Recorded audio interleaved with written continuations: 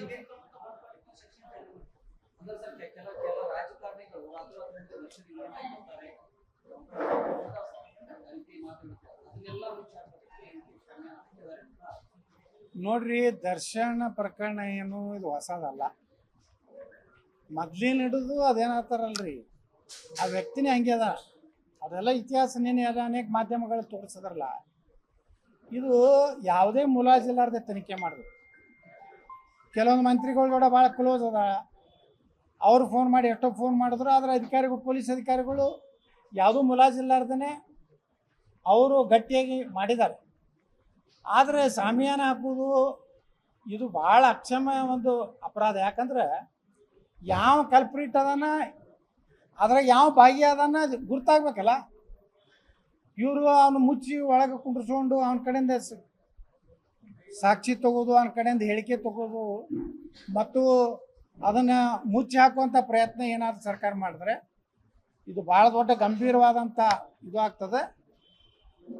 ಇದಕ್ಕೆ ಸಿದ್ದರಾಮಯ್ಯನವರು ಮುಖ್ಯಮಂತ್ರಿಗಳು ಮತ್ತು ಗೃಹ ಸಚಿವರು ಈಗಾಗಲೇ ರಾಜ್ಯದಲ್ಲಿ ಕಾನೂನು ವ್ಯವಸ್ಥೆ ಪೂರ್ತಿ ಹದಗೆಟ್ಟೋಗಿದೆ.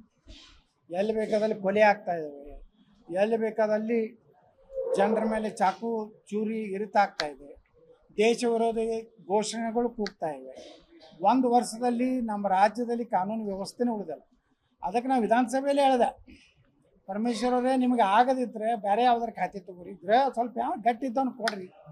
ನೀವು ಒಳ್ಳೆಯ ಸುಸಂಸ್ಕೃತರಿದ್ದೀರಿ, ನಿಮಗೆ ಭಾಳ ಒಳ್ಳೆಯ ಹುದ್ದೆ ಕೊಡಬೇಕಾಗಿತ್ತು. ಕಾಂಗ್ರೆಸ್ನಲ್ಲಿ ಒಬ್ಬ ಹಿರಿಯ ದಲಿತ ಮುಖಂಡರು ಮತ್ತು ಸುಸಂಸ್ಕೃತ ಒಬ್ಬ ನಾಯಕರು. ನಾವು ವೈಯಕ್ತಿಕವಾಗಿ ಪರಮೇಶ್ವರ ಬಗ್ಗೆ ಗೌರವ ಇತ್ತು, ಆದರೆ ಈ ಇಲಾಖೆ ಅವರಿಗೆ ಸೂಟ್ ಆಗೋದು.